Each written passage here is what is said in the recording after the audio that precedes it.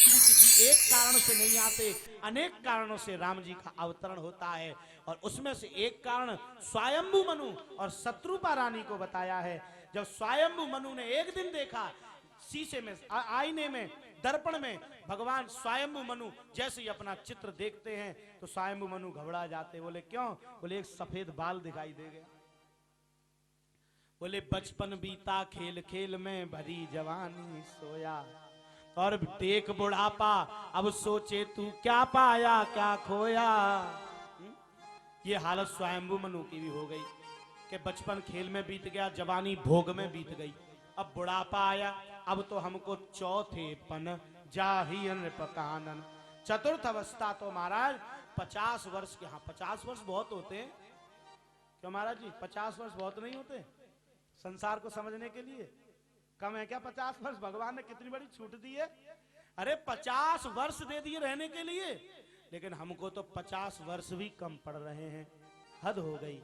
कब तक इस संसार में हम लोग रमे रहेंगे? अरे ज्ञान तो बचपन में ही हो जाना चाहिए था, ज्ञान तो जवानी में ही हो जाना चाहिए था, लेकिन जो 50 वर्ष के बाद भी अभी घर में रमे हुए हैं उनकी हालत ठीक नहीं। स्वयंभू मनु शत्रुपा रानी संपूर्ण राज्य का त्याग करके और घोर जंगल में गए हैं। करहि आहार साक फल कंदा, अब तो फलाहारी होकर के और नित्य श्री कृष्ण गोविंद हरे मुरारे हे नाथ, श्री कृष्ण गोविंद हरे मुरारे हे नाथ नारायण वासुदेव। अब तो निरंतर भगवान का इतना कठोर तप किया दोनों पति पत्नी ने। धन्य है वो पति पत्नी जो मिलकर के सुमार्ग पर चलते हैं। कौन कहता है कि पति पत्नी को भगवत प्राप्ति नहीं हो सकती? अरे पति पत्नी वास्तव में ये संबंध है ही इसीलिए कि पत्नी भी भजन के मार्ग में लग जाए, परिवार भी भजन के मार्ग। धन्य है वो पति पत्नी जो मिलकर के भजन, मिलकर के कथा सुनते, मिलकर भजन करते हैं।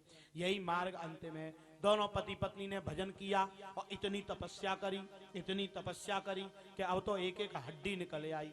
अब तो शरीर कमजोर हो गया, जर्जर हो गया, दीमक लग गई शरीर में। तभी चतुर्भुजधारी भगवान नारायण प्रकट हुए। बोलो नारायण भगवान की जय। और भगवान ने आदेश किया वरम ब्रूहि, वरदान मांगिए, क्या चाहिए? अब तो दोनों पति पत्नी हाथ जोड़ के कहते हैं। अब पति पत्नी दोनों एक दूसरे की तरफ देखने लगे। स्वयंभू मनु शत्रुपा रानी को देखते, शत्रुपा रानी स्वयंभू मनु। बोले कौन बोले? स्वयंभू मनु ने कहा तुम कहो। बोले मैं तो बाद में कहूंगी, पहले तुम कहो। हिम्मत नहीं पड़ रही क्योंकि बहुत बड़ी वस्तु मांगने के लिए जा रहे हैं। क्या मांगने के लिए जा रहे हैं? बोले दान शिरोमणि कृपा निधि नाथ कहूं सतभाहु, कि चाहूं तुम ही समान सुत प्रभु सन कवन दुराव। हे प्रभु जगदाधार, हे अखिल कोट ब्रह्मांड नायक परब्रह्म परमेश्वर परमात्मा, हम आपको अपना पुत्र बनाना चाहते हैं। आप हमारे घर में छोटे से लाला बन करके आ जाइए, तभी हम आपको खिला पाएंगे, तभी हम आपकी सेवा कर पाएंगे। भगवान को हंसी आ गई कि मांगते समय सोच तो लेना चाहिए था, हैं? और बड़ी समझदारी से मांगा है कि चाहिए तुम्हें समान सुत, तुम्हारे जैसा पुत्र।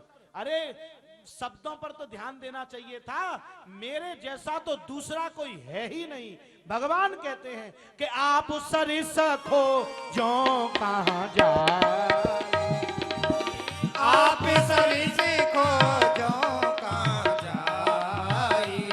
हाँ नृप तव तनय होव में आई, बेटा बेटा जय होव में आई। के नौमी तिथि मधुमास पुनीता और शुक्ल पक्ष अविजित हरिप्रीता। भगवान चतुर्भुजधारी नारायण भगवान और माता कौशल्या के सामने प्रकट हुए। एक बार प्रेम से भय प्रकट कृपाला दीन दया